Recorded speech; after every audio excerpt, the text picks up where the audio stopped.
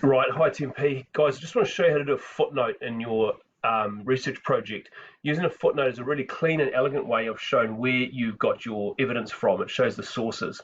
So you can see here in the exemplar, here I've explained the background, and here's a good quote that I think is really worthwhile putting in.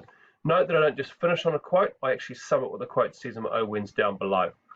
But we put the quote in like this, and what you can do instead of just putting the link below the quote itself is if I go to where I got the quote from, which is website here, and I copy that link back to the exemplar, cursor at the end of the quote here, up to the left, click insert, down to footnote, and it will take you straight to the bottom of the page.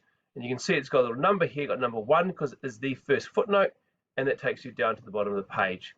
And then I just simply paste the link in there like so. So that's how to do a footnote, really straightforward.